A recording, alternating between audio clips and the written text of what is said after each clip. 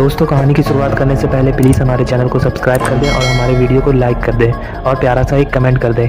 तो कहानी की शुरुआत में हमें दिखाया जाता है कि शमशान घाट के अंदर थोड़ी थोड़ी दूर पर 3-4 लाशें जल रही होती हैं। हर चिता में लाशें बेजान पड़ी हुई होती हैं। ऐसे जिंदा होते हुए हमें ज़रा से भी आग छू जाए तो हमारी जान निकल जाती है, पर चिता पे चुपचाप हम लोग जलते रहते हैं। धीरे धीरे करके पूरी बॉडी जल जाती है और हम लोग चुपचाप चिता पर लेटे रहते हैं। ऐसे ही शमशान घाट में चिता जल रही होती है और एक 12 साल का लड़का जिसका नाम बंटी होता है वो उस चिता को जलते हुए देख रहा होता है। वो चुपचाप उस चिता को धीरे धीरे जलते हुए देख रहा होता है। धीरे धीरे चिता पूरी जल रही होती है और उसकी सारी मांस जल के राख हो रही होती है और धीरे धीरे अचानक से उसकी आंखों का रंग लाल हो जाता है, एकदम सुर्ख लाल, जैसे उसके आंखों में खून हो। उसका रंग आंखों का एकदम बिल्कुल लाल हो जाता है। अब ऐसा लगने लगता है जैसे खून बाहर निकल पड़ेगा और फिर अचानक से वो लड़का जोर जोर से चीखने लगता है।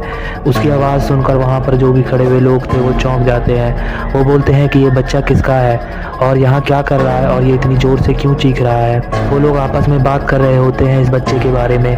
तभी वो बच्चा अचानक से चीखते चीखते रुक जाता है और एक पत्थर में ज़ोर ज़ोर से अपने पैरों को रगड़ना शुरू कर देता है। वो अपने पैरों को इतनी ज़ोर से रगड़ रहा होता है कि अब उसके पैरों से खून निकलना शुरू हो जाता है, पर उस बच्चे को कोई एहसास नहीं होता खून गिरने का। तभी वहाँ एक खड़ा आदमी बोलता है कि ये मेंटल बच्चा है क्या, ये क्या कर रहा है, ये बच्चा किसका और कहाँ से आया है। तब वो बंटी कोई जवाब नहीं देता और गुस्से में चुपचाप उसे देख रहा होता है। तभी अचानक से वो बंटी उस आदमी पर थूक देता है और उसके मुंह पर जाकर थूक पड़ता है। वो आदमी बोलता है, पागल बच्चे, तुझे एक थप्पड़ मैं मारूंगा। और बंटी फिर खड़ा हो जाता है और अपनी शर्ट को फाड़ कर तेजी से चिता की तरफ दौड़ने लगता है। तभी अचानक से उसे एक आदमी कस के पकड़ लेता है।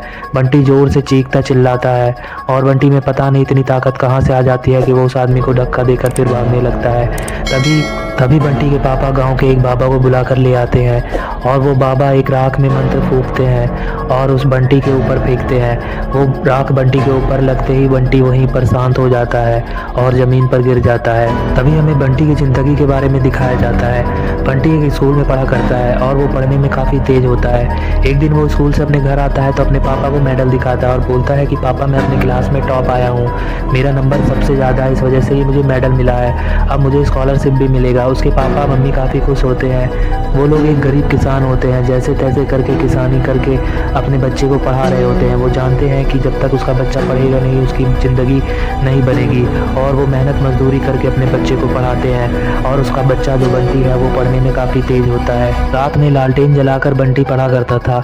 एक दिन ऐसे ही रात में बंटी पढ़ रहा होता है। तभी उसकी माँ खाना लेकर आती है और उसकी माँ बोलती है कि खाना खा लो। तभी बंटी बोलता है कि नहीं माँ, कुछ देर बाद खाऊंगा, अभी आप खाने को ढक कर रख दो, मैं थोड़ी देर बाद खाना खा लूँगा। और वो अपनी पढ़ाई में लग जाता है। फिर वो अपनी माँ से बोलता है कि माँ, आपको पता है आज मास्टर जी ने मुझे क्या पढ़ाया। तो उसकी माँ बोलती है कि मुझे कैसे पता होगा, मैं कभी स्कूल थोड़ी गई हूँ, मुझे क्या पता कि तुम्हारे मास्टर ने तुम्हें क्या पढ़ाया है। तभी बंटी बोलता है कि मेरे मास्टर ने न्यूटन का तीसरा लॉ पढ़ाया है, जिसमें हर क्रिया की एक प्रतिक्रिया होती है। जैसे कि देखो, ये मेरे हाथ में एक बॉल है, इसे मैं फेंकूंगा तो इसकी एक प्रतिक्रिया भी होगी, वो वापस मेरे पास आएगी। वो अपनी माँ को ये सब बता रहा होता है। तभी उसके पापा आते हैं। वो बोलते हैं कि तेरे न्यूटन ज़रूर गीता पढ़ते होंगे, तभी उसमें भी लिखा हुआ है कि हर बुरे कर्मों का फल मिलता ही है। तभी बंटी गीता के बारे में सोचने लगता है और फिर वो बैठकर पढ़ने लगता है। वो हर दिन रात में देर रात तक पढ़ते रहता था। उसके माता पिता सो जाते हैं और वो बैठकर पढ़ाई करने लगता है। तभी उसे अचानक से अजीब अजीब सी आवाज़ें सुनाई देने लगती है, जिसे सुनकर वो थोड़ा सहम सा जाता है। उसे समझ में नहीं आता कि ये आवाज़ें कहाँ से आ रही हैं। फिर उसे ऐसा एहसास होता है जैसे कोई उसके अंदर प्रवेश कर गया हो और अचानक से उसका स्वभाव चिड़चिड़ा हो जाता है और उसे काफ़ी गुस्सा आने लगता है। उसकी आंखें एकदम लाल हो जाती है और वो ज़ोर ज़ोर से हंसने लगता है। उसकी ज़ोरदार हंसी सुनकर उसके मम्मी पापा दौड़ते हुए उसके पास आते हैं और वो लोग उसे देखते हैं तो पूछते हैं कि बेटा क्या हुआ, पर उसकी आंखें एकदम लाल होती है और वो काफ़ी गुस्से से उन लोगों को देख रहा होता है। उसे देखकर उसके मम्मी पापा उससे पूछ रहे होते हैं कि बंटी बेटा बताओ क्या हुआ है, पर उसका बेटा तो उसका बेटा नहीं होता, उसके अंदर कोई और घुस गया होता है। तभी वो जानवरों की तरह चलते हुए आता है और अपने मम्मी पापा पर हमला कर देता है। वो अपने मम्मी पापा का गला दबाना शुरू कर देता है। उसके पापा उसे मना करते हैं। फिर उसके पापा और मम्मी जोर जोर से चीखते हैं, बचाओ बचाओ कहते हैं, तो उसके घर के बाहर आसपास के गांव वाले सुन लेते हैं और वो लोग पूछते हैं क्या हुआ, कोई जानवर आ गया है क्या। तभी अंदर से बंटी के पापा बचाओ बचाओ फिर से चिल्लाते हैं। तो वो गांव वाले उसके घर का दरवाज़ा तोड़कर अंदर आ जाते हैं और गांव वाले अंदर आकर देखते हैं कि बंटी ने अपने मम्मी को जख्मी कर दिया होता है और अपने पापा को भी। और फिर वो एक किनारे बैठकर चुपचाप उन लोगों को देख रहा होता है। तभी गांव वाले एक बाबा को बुला कर लाते हैं। वो बाबा जैसे तैसे मंत्र पढ़कर लोगों को भूत पिशाच से मुक्ति दिलाया करते थे।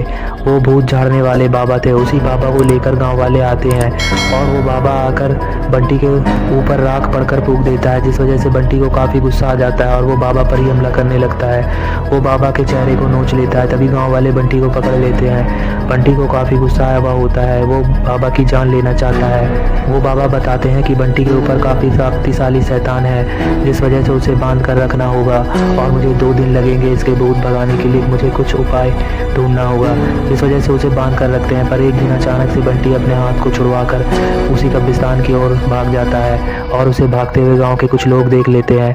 वो लोग जाकर उस बाबा और बंटी के पापा को बता देते हैं। पता नहीं बंटी के अंदर इतनी ताकत कहाँ से आ जाती है जो उस लोहे की जंजीर को वो तोड़कर भाग जाता है। एक दिन बाबा बंटी के घर आते हैं और बंटी के घर आकर चारों तरफ घर में वो पड़ा हुआ राख फूंक रहे होते हैं। वो चारों तरफ घर में फूंक रहे होते हैं और उसे अजीब से चीखने चिल्लाने की आवाज़ आ रही होती है। वो आवाज़ बस उस बाबा को सुनाई दे रही होती है। वो बाबा कुछ ढूंढने की कोशिश कर रहे होते हैं। बंटी के पापा पूछते हैं कि आप क्या ढूंढने की कोशिश कर रहे हैं। तभी फिर से हमें बंटी की कहानी दिखाई जाती है। दोस्तों, अगर अभी तक आपने हमारे चैनल को सब्सक्राइब नहीं किया तो प्लीज़ हमारे चैनल को सब्सक्राइब कर दें और वीडियो को लाइक कर दें और एक प्यारा सा कमेंट कर दें। बंटी एक दिन अपने स्कूल से घर आ रहा होता है। रास्ते में उसे एक नींबू और मिर्ची का गुच्छा दिखाई देता है।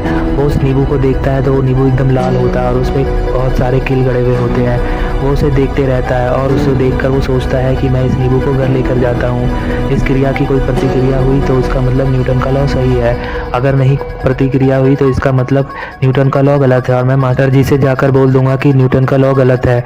तभी बाबा को बंटी का बैग दिखाई देता है और बाबा उस बैग को गौर से देखते हैं और उसके अंदर हाथ डालते हैं। हाथ डालने के बाद बाबा जी को वही नींबू मिर्ची का गुच्छा दिखाई देता है और वो उसे बाहर निकालते हैं। उस गुच्छे को बाबा बहुत ही ध्यान से देखते हैं और बंटी के पापा को बताते हैं कि ये किसी का उतारा है और बंटी ने किसी के उतारे को उठा कर ले आया है। बंटी ने बहुत बड़ी गलती की है, इसका अब कोई इलाज नहीं है, बंटी को कोई नहीं बचा सकता, इस उतारे का कोई इलाज नहीं होता। तभी फिर हमें दिखाया जाता है कि एक गांव का सरपंच होता है और सरपंच जी अपने बेटे को डांट रहे होते हैं।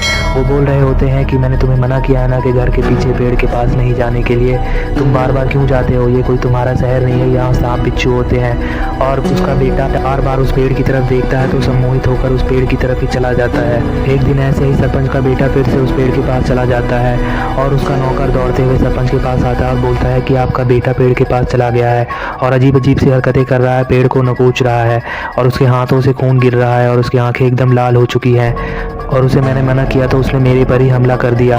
आप जल्दी से चलिए, पता नहीं क्या हो गया है आपके बेटे को, आपके बेटे से खून भी गिर रहा है उसके मुंह से, उसने मेरे दोस्त के सीने में दांत मार दिया और उसकी मांस नोच कर चबा रहा है। तभी वो सरपंच अपने बेटे के पास दौड़ कर आता है और फिर से कहानी दिखाई जाती है कि सरपंच एक आदमी को डांट रहा होता है और वो उसकी ज़मीन हड़पना चाहता है। वो गरीब आदमी बार बार माफ़ी मांगता है। वो बोलता है प्लीज़ मेरे पास बस एक यही ज़मीन है, मेरा घर इसी से चलता है, मैं ये ज़मीन आपको नहीं दूंगा।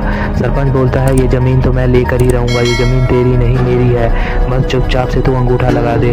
पर वो गरीब आदमी अंगूठा लगाने से मना कर देता है तो सरपंच को बहुत गुस्सा आता है और वो एक चाकू निकालता है और उससे उस गरीब आदमी का गला काट देता है। गरीब आदमी की वहीं पर मौत हो जाती है और वो सरपंच उसका अंगूठा लगा लेता है और फिर उसे उसी पेड़ के पास दफना देता है। दफनाने के बाद सरपंच उसके कब्र के ऊपर एक कैक्टस का पेड़ लगा देता है, जिस वजह से अब वो कुछ दिनों बाद सरपंच को परेशान करना शुरू कर देता है। वो कभी सरपंच के किचन में आग लगा दिया करता है या फिर कभी सरपंच जब सो रहा होता है तो उसके सीने पर बैठ जाता है और उसका गला दबाने की कोशिश करता है, जिससे सरपंच बहुत ज़्यादा परेशान हो जाता है और वो एक बाबा को बुलाता है। वो बाबा बोलते हैं कि उसकी आत्मा बाहर आ गई है, हमें उसकी आत्मा को बांधना पड़ेगा, तुम्हें एक जंग लगी कील ला कर देनी होगी। और वो उस कील में उस आत्मा को बांधकर ज़मीन में गाड़ देते हैं। तभी उसका बेटा उसी पेड़ के पास जाता है तो उसके पैर में वो कील लग जाती है, जिस वजह से उसके बेटे का खून निकल जाता है और उसका बेटा उस कील को बाहर निकाल लेता है और फेंक देता है। तब से ही सरपंच के बेटे के ऊपर उस आदमी का आत्मा आ जाता है, जिस वजह से उसके बेटे को काफ़ी ज़्यादा परेशानी का सामना करना पड़ता है। वो बाबा उसके बेटे पर से उस भूत को उतारने के लिए उसका उतारा करते हैं। वो उसे एक गोल घेरे में बैठा देते हैं और वही नींबू लेकर के उसका उतारा करते रहते हैं। वो बाबा सरपंच को समझाते हैं कि इस नींबू को ले जाकर तुम्हें गांव के चौराहे पर रखना होगा और चौराहे पर याद रहे रखते टाइम तुम्हें कोई देखे ना। और फिर वो बाबा उस नींबू को उठाते हैं और उसके चारों तरफ कील गाड़ देते हैं। उस नींबू का देखते ही देखते रंग लाल होने लगता है। वो नींबू एकदम देखते देखते लाल हो जाता है। उस नींबू और मिर्ची के अंदर उस गरीब आदमी की आत्मा आ जाती है और वो एक कील और उठाते हैं और उसमें मंत्र पढ़ने के बाद उस कील को भी ज़मीन के अंदर दफना देते हैं और उस नींबू को उसके सरपंच को देकर बोलते हैं कि जाओ अब इस नींबू को तुम चौराहे पर रख कर आओ। और उससे पहले सरपंच के बेटे का उतारा कर लेते हैं। उसके बाद सरपंच का बेटा बिल्कुल ठीक हो जाता है और उस नींबू को चौराहे पर रखने के लिए वो बाबा सरपंच जी को दे देते हैं। सरपंच जी उस नींबू को ले लेते हैं और चौराहे पर जाकर रखने के लिए तैयार हो जाते हैं। सरपंच जी बोलते हैं कि बाबा ये काम करेगा ना, मेरा बेटा तो ठीक हो जाएगा। वो बाबा बोलते हैं कि तुम्हारा बेटा बिल्कुल ठीक हो चुका है, बस अब तुम ये एक काम कर दो। उसके बाद उसी नींबू को वो बंटी उठा कर ले आता है और अब वो भूत बंटी के अंदर आ चुका होता है, जिस वजह से बंटी को काफ़ी ज़्यादा ताकत आ जाता है। एक दिन बंटी उस लोहे की जंजीर को तोड़कर भाग रहा होता है और सरपंच जी अपने बेटे के साथ कार से जा रहे होते हैं। वो बंटी कार के सामने आ जाता है और एक जोर सा बड़ा सा पत्थर फेंक कर मारता है, जिस वजह से कार की एक्सीडेंट हो जाती है और कार ब्लास्ट कर जाती है, जिस वजह से सरपंच और सरपंच की बेटे की मौत हो जाती है और बंटी के अंदर अब वो भूत घूमता रहता है। अब बंटी वैसे ही गांव में मंडराता ही रहता है। दोस्तों प्लीज़ हमारे चैनल को सब्सक्राइब कर दें और हमारे वीडियो को लाइक कर दें। Thank you.